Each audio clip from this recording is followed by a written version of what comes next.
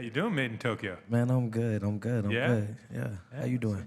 I'm doing good. That's great. That's great. So, tomorrow, Friday, we got the You Are Forgiven EP, and you've got a brand new mixtape coming as well. New project. We just heard a song that we got. There's another video of that coming with 2 Chainz. 2 Chainz. We might have that next week. So, but everything jumped off for you with Uber Everywhere, which really is everywhere. I was looking on Spotify, past 63 million streams. Amazing. Not counting the Apple Music streams or the SoundCloud streams, which brings you up in the 100 million territory. Yeah. Can you get your mind around? Hey man, at the end of the day, I always say I'm blessed.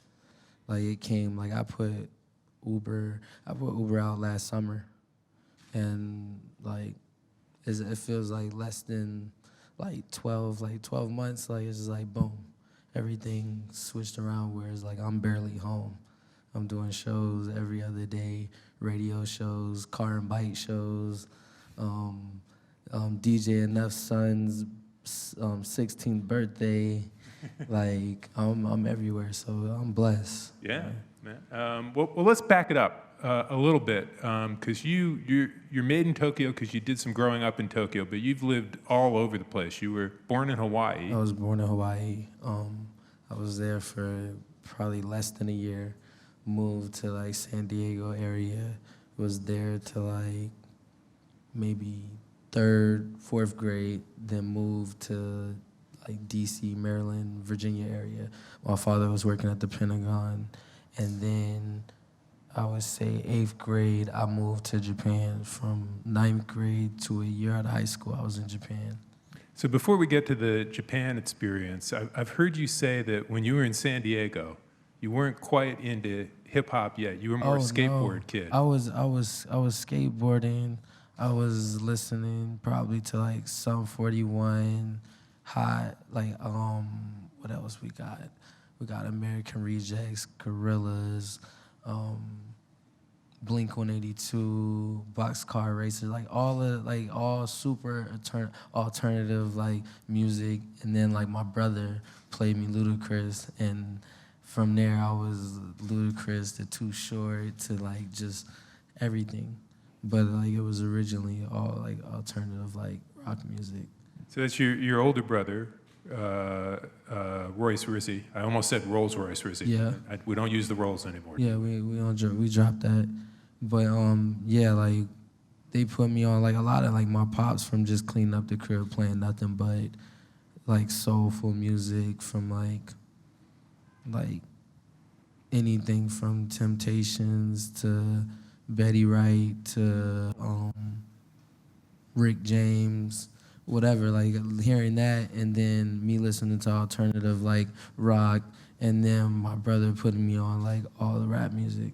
So just a mixture of all of that is pretty amazing. It's dope.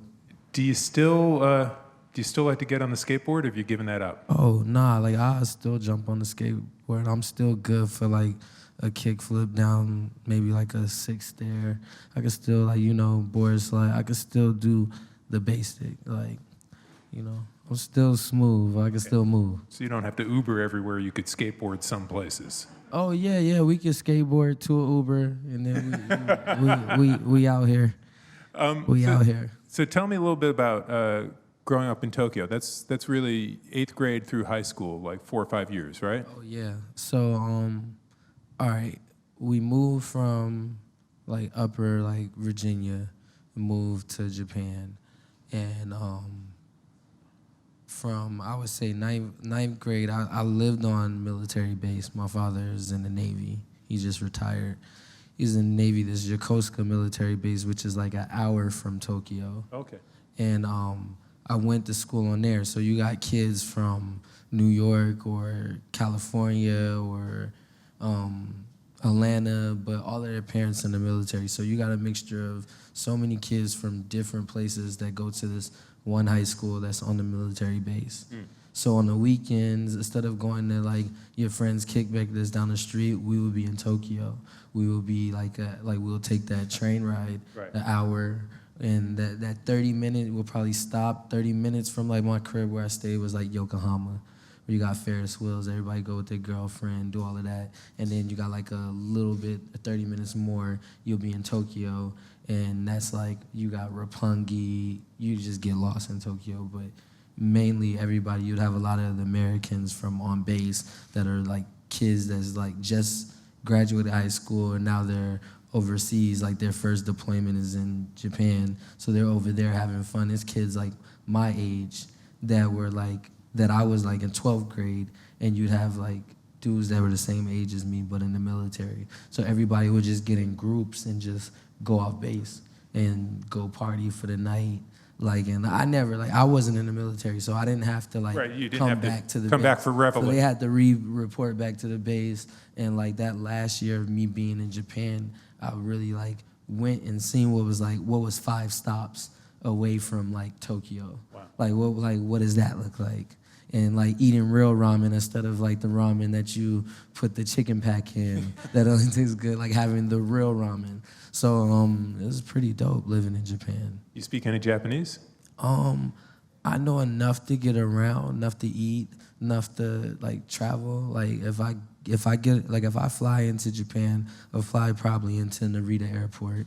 And I know how to get on the train station, and like I told you, I stayed an hour from there. Right. So anything between that, really, like I was hitting all those places. Like you got between that stop from where I stayed at to Tokyo, you got beaches, you got all types of stuff that you could get lost and do. So Had you started making music at that point? I was making music, but I wasn't putting it out. I wasn't confident with it yet. Like I had a lot of stuff where I was like you would listen to maybe the I Want record, and it's super like turned up, high bass, like, you know, super performance record. And a lot of stuff that I was working on when I was younger was like super like personal or like super hip hop, like, and it's like I didn't really like, I would say, find myself yet. Like it was like I was having fun with it, and it was more like, yo, I would give a tape to my pops to listen to before I upload to SoundCloud and like the world to hear. Like right. I just had like tapes that I would just give to like my friends or whatever,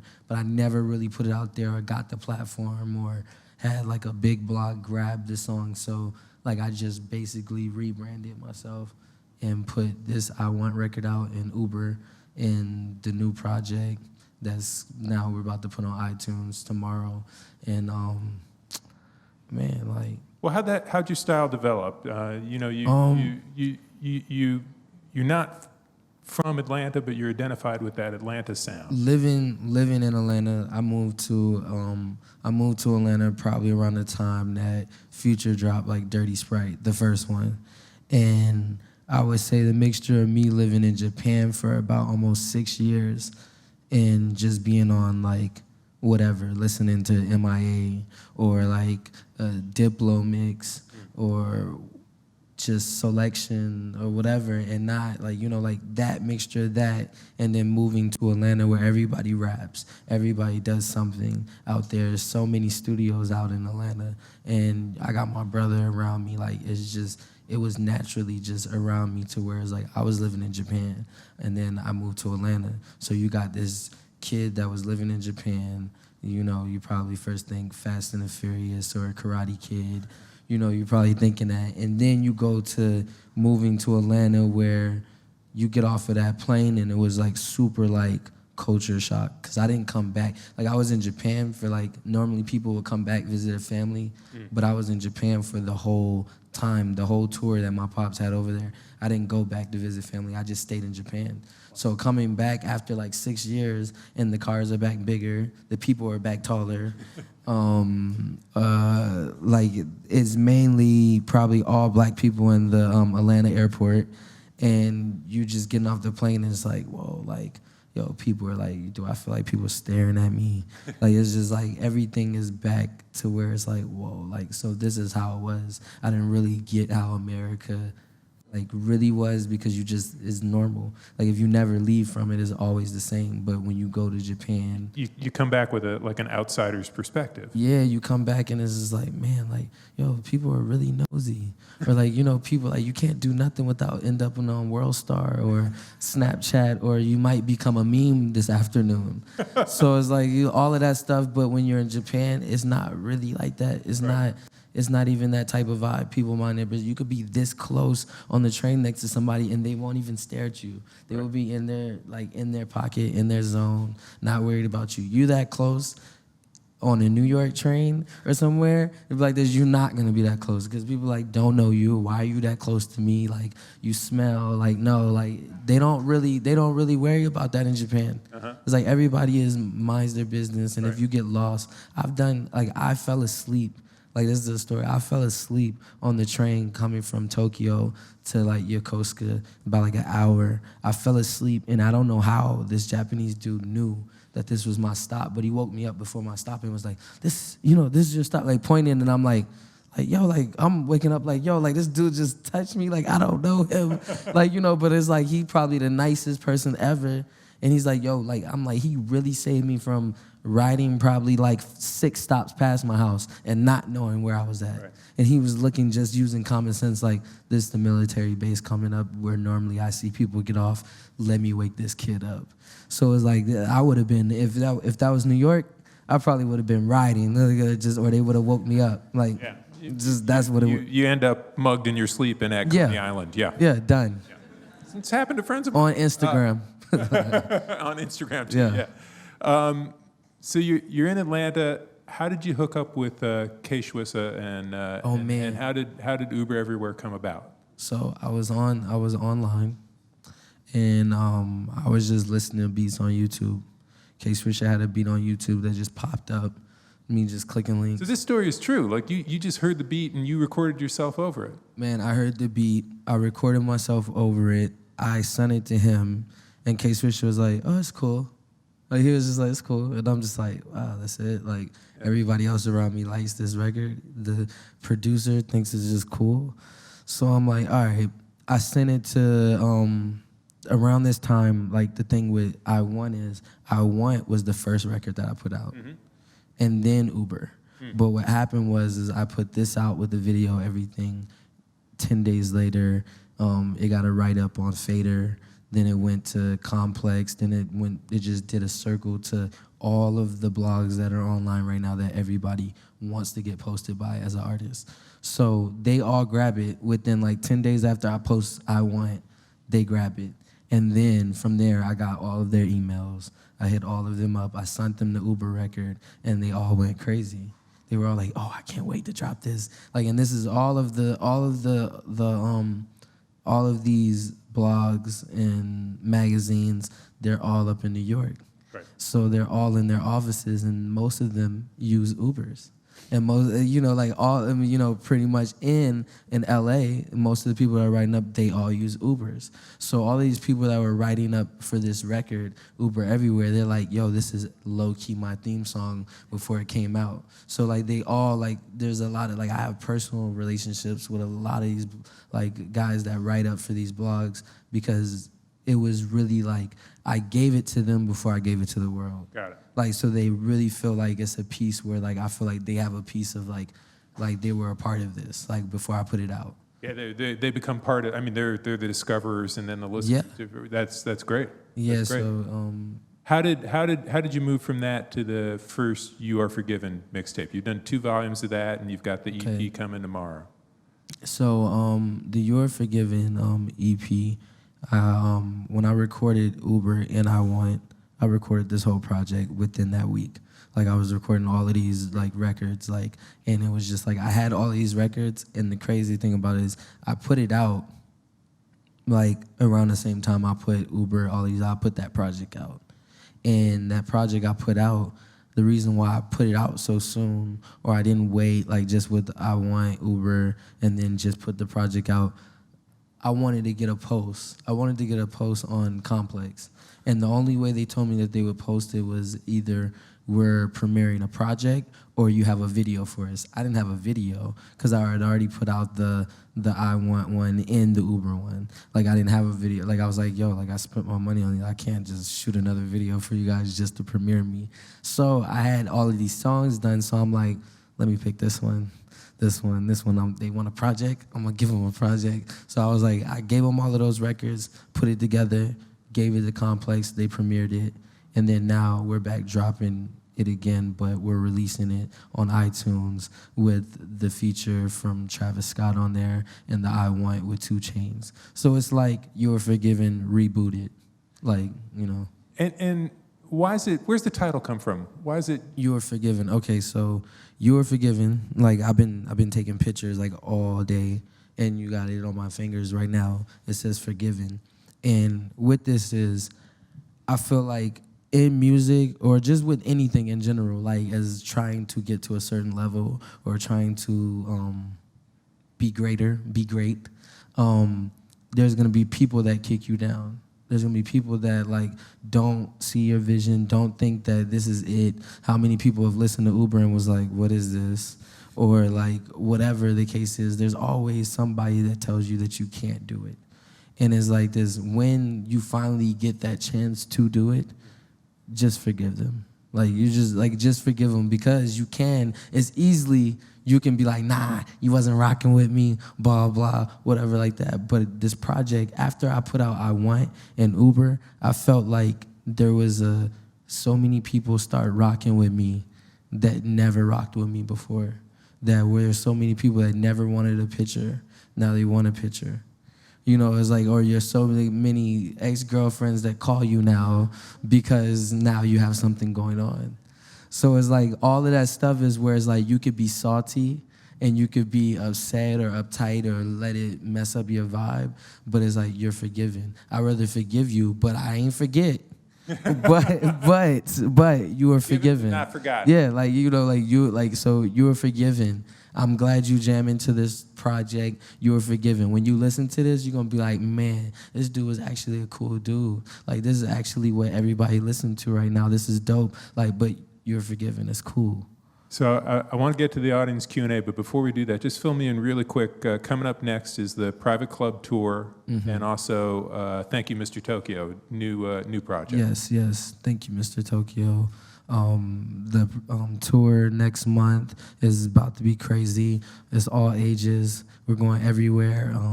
It's lit. Okay. Yeah, it's all ages. It's about to be crazy. So if you ever catch one of the shows, don't be in the crowd, because I'm throwing water, I'm crowd surfing, and that's what we on. Okay. Yeah, it's lit. Let's get to some questions from the audience. We got one right up front here. Konnichiwa. What's going on? My question to you is, how is the hip-hop culture different in Japan as opposed to being in the States? Like, I imagine everybody's like listening to Wu-Tang and DJing everywhere. So how is it different? Man, I'm going to tell you like this. I think the culture of hip-hop is, like, you really see it out there. Like, people here, like, I feel like would, like, say, like, oh, what's going on with these new school rappers and this, and they don't respect the old school rappers. But I feel like in Japan, like, you would see a group of Soulja Boys walking down the street that look exactly like him, that dress exactly like him, do everything from the glasses with the writing on them to like artists that like, where I've seen a group of group of dudes that I thought were artists that all look like Nipsey Hussle or like Snoop Dogg, and they're riding in six foes like on like the beach, like, and they really look like they're from like South Central. So it's like, I really think they take like the whole artist and hip hop, all of that to like the next level. Is like, they're like super fans, like they're fanatics. Like, I met like a Japanese girl out there that had more mixtapes than like a New York kid that loved hip hop. Had more mixtapes in her like crib than anything. Had all of Jay-Z stuff, all of Wu-Tang. Like, she was telling me about records I ain't know about. Yeah, so I feel like they show Japanese music heads are scholars. It's crazy. Yeah. It's like, I don't feel like a hip hop head when I go over there. I'm like, I can't have that conversation with them. And they probably won't even speak no English, but know every word to every song. And it's just like what is my excuse? So it's like over there is like, it's dope to go over there because you get appreciated even more. People go over there and you got fans crying and like, can you just sign my like shirt? And like, it's wild. So I think over there, they appreciate it even more. Hey, congratulations on everything you're doing. Hey, man, appreciate it. I was wondering, though, if there was anything you hated about yourself, but like now in hindsight, you look back and it's actually helped your career. Oh, man.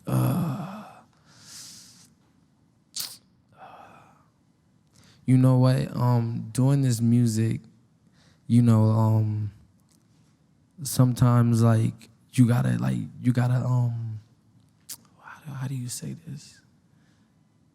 Look, when people ask me certain questions, or it's like doing this music, like you gotta get in front of the crowd and do all of this and perform. Like I remember the first time I ever had to perform.